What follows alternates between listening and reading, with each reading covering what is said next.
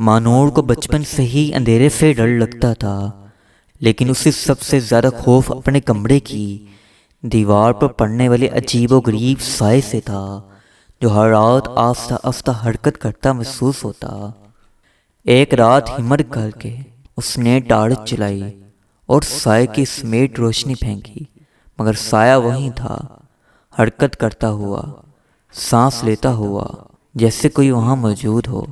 مانور نے کانپتی آواز میں پوچھا، کون ہو تم؟ کمرے میں گہری خاموشی چھا گئی۔ پھر اچانک سایہ دیوار سے الگ ہو کر فرش پر آ گیا اور ایک سرگوشی سنا دی، میں وہی ہوں جس سے تم ہمیشہ بھاگتے رہے ہو۔ مانور چنگتے ہی والی تھی کہ اچانک کمرے کی کھڑکی زور سے کھلی اور چاند کی روشنی اندر آ گئی۔ سایہ فوری غائب ہو گیا۔ اگلی صبح مانور نے اپنے دادا سے اس کے بارے میں ذکر کیا۔ دادا نے مسکرا کر کہا، بیٹا کچھ سایہ ہمارے خوف سے ہوتے ہیں، جب ہم ان کا سایہ کبھی تنہا نہیں ہوتا۔ احمد نے جیسے ہی یہ جملہ پڑھا، اس کے دل میں ایک عجیب سا خوف سرایت کر گیا۔ یہ ایک پرانی نوٹ بک تھی جو اسے دادا کی لائبریری میں ملی تھی۔ نوٹ بک کے صفحات خالی لگ رہے تھے، لیکن جیسے ہی احمد نے ہاتھ پھیرا، مدم سے الفاظ بڑھنے لگے، اگر تم نے یہ پڑھ لیا ہے تو سایہ جاگ چکا ہے۔ یہ الفاظ دیکھ کر احمد چونک کر اپنے آس پاس نظر دوڑائی۔ کمرے میں ہر چیز ویسی ہی تھی، مگر ایک چیز بدلی ہوئی تھی۔ دیوار پر اس کا سایہ کچھ زیادہ ہی گہرا اور بڑا لگ رہا تھا۔ اچانک سایہ مدم سرگوشی میں بولا، میں ہمیشہ تمہارے ساتھ رہا ہوں احمد۔ احمد کا جسم خوف سے سن ہونے لگا۔ وہ کرسی سے کھڑا ہو کر مگر اس کا سایہ اپنی جگہ سے ہلا بھی نہیں، جیسے اس کے خوف کے ساتھ جڑ نہ ہو بلکہ کوئی الگ وجود رکھتا ہو۔ یہ کیا ہو رہا ہے؟ احمد کی آواز کمتاتی ہوئی۔ سایہ دھیرے دھیرے دیوار سے الگ ہونے لگا، جیسے وہ حقیقت میں تبدیل ہو رہا ہو۔ اس کی شکل دھندلی تھی، مگر آنکھیں دو سرخ چمکتی ہوئی آنکھیں صاف دکھائی دے رہی تھی۔ میں کبھی تنہا نہیں ہوتا احمد، اور اب تم بھی نہیں ہوگے۔ کمرے میں اندھیرا مزید گہرا ہو گیا۔ احمد کی چاند دیواروں میں دفن ہو گئی۔ راشد ایک عام مگر محنتی انسان تھا۔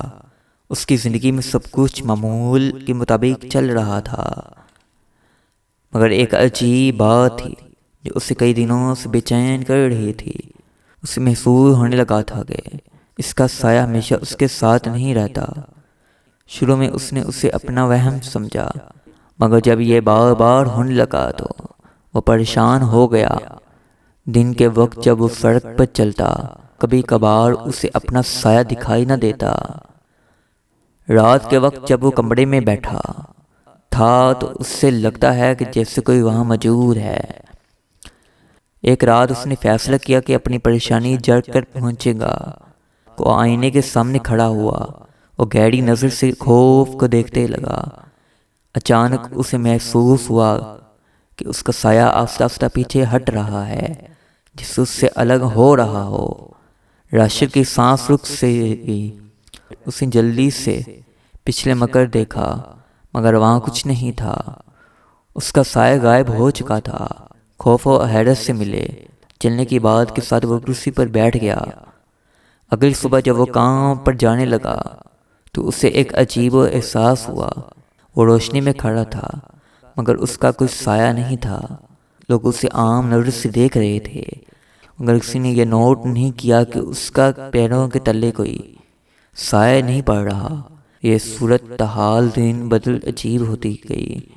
وہ جہاں بھی جاتا بغیر سائے کے ہوتا۔ شروع میں اسے لگا کہ شاید کوئی طبی مسئلہ ہو، مگر ڈاکٹر نے کہا کہ بالکل صحت مند ہے۔ چند دن ایک رات نے اس کے کسی اپنے گھر میں چلتے ہوئے محسوس کیا۔ اس نے پلٹ کر دیکھا کہ تو حیرانی سے انتہا نہ رہی۔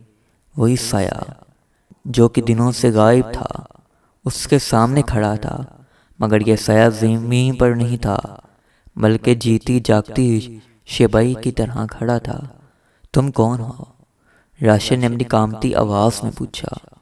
یہ سایہ ہلکا سا مسکرایا اور بولا، میں تمہارا ہی حصہ ہوں مگر آزاد ہوں۔ تم نے اپنی زندگی کی اتنی مصروفیت کر لی کہ مجھے نظر انداز کر دیا، اور میں نے خود کو بھی تم سے الگ کرنے کا مجبور ہو گیا۔